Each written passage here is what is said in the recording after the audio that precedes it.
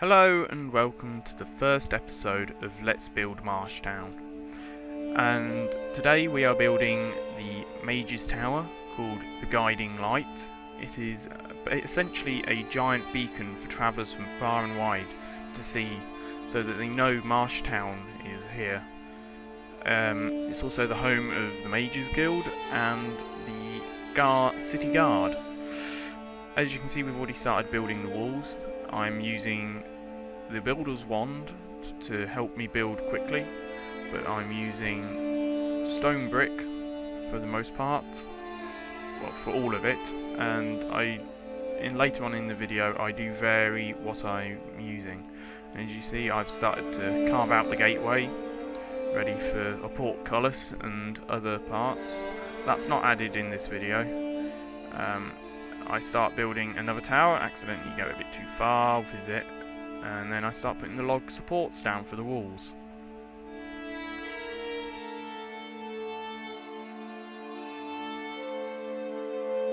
These log supports are for the walkways to go on top, and they will have stone between them. But for the moment, I'm just doing the roughing out of it so that it looks the part.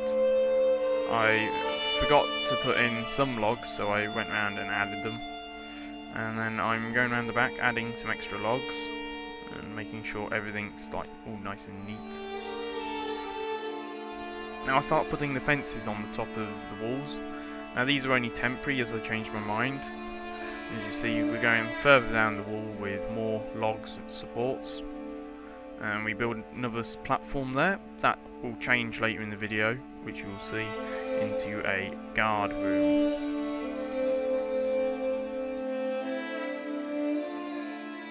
Here I realised the cameraman's doing the wrong thing and I had to change it. So we're putting in the end of the main wall, so that's where the main wall ends. And then we start adding a bit of detail to the towers by carving them out and adding some logs. It looks nice. That's the simplest answer, but it looks nice, like that.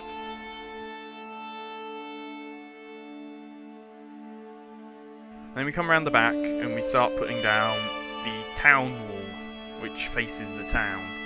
It's smaller as you would be less expecting an attack from that direction, as opposed to the middle of the desert and that big temple. And then I start building a little annex tower with a cone roof. The cone ended up looking more like a sideways on square-based pyramid, which was a bit embarrassing, and I changed it later on to a peaked roof. And as you see, we're just coming around at night. There's no lights at the moment, but I'll have to get around to doing that later on in the video. Now, if any of you are wondering, I'm using Camera Studio to do these third-person shots. You do not need an extra account, and it's a mod which you can download off of the Minecraft forums. As you see, I'm now clearing out the courtyard of all the sand. Granted, I can't get rid of all of it, but then I start putting down the grass to make sure it's all uniform and as if it's actually in a town and not out in the open. Then I start putting down the base of the tower in. This is the basic shape, and then I later on come along and make the insides of the towers on the flat faces too thick, so I can then start digging into the side of the towers. But before I do that, I add the next ring on the top with the glowstone. Then in the middle of that ring, after adding some glass, I start fiddling around with the patterns I was talking about, and I fiddle around with them. Then I think, why not take notches out the side of them, so that they're like miniature crosses etched onto the side of the tower with a bit of glowstone in the middle. Because you need this tower to be visible if it's for guiding travellers. And then I come around to the top and I decide to add a beacon.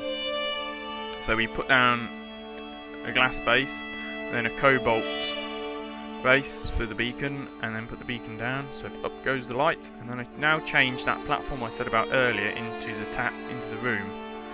So that's just gonna sit there. Add another layer on the top of the beacon so that it hides the beacon and the cobalt base inside the glass. I'm using vibrant quartz glass from Applied Energistics, and I'm using a builder's wand from Extra Utilities. All of this video is based inside of the Yogs pack, and it's quite cool because we've got extra building blocks, and we can have all sorts of extra little tools and make really magical stuff happen within the video and the world. I'm planning on at some point adding NPCs, if I can get that mod working, and we'll have guards, mages, all sorts in there. I might even add some vanilla, some Ars Magica light mages, stuff like that. So as you see, I start putting down some fireflies from Twilight Forest to add lighting to the area. This area will have trees in it, so that I can put the fireflies on the trees. But as you can see, we're slowly coming over the top of the thing, and round we go. I've added a gravel road. There is actually a block called Gravel Road in the mod pack, which is those ones with the borders on them. And when you mix it with normal gravel, it looks quite cool. And then I start working on some inlays for the top of the tower for rituals and other magical stuff.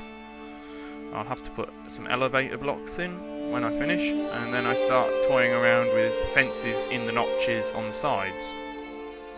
We come around as it starts to get dark. You can see how bright the tower is and how well that beacon stands out. There's the exit to Marshtown, down the bottom there. And then I start changing some of the blocks over to cracked stone brick and mossy stone brick, because we are next to a marsh and a desert, and the heat could crack some of the brick, and the marsh will make some of it mouldy, mossy, whatever you want to call it. So as we slowly come round, I'm just finishing off with a big Templar flag, and then we go off and we'll do a zoom in. So before this video ends, thank you for watching, and please stay tuned for the next Let's Build, which will be Let's Build Marshtown. Marshtown will be a town at the back of the tower, which will be buildings on stilts, modelled after the Lord of the Rings Lake Town. So thank you for watching. I've been Adam, you've been you, and this has been Let's Build Marshtown.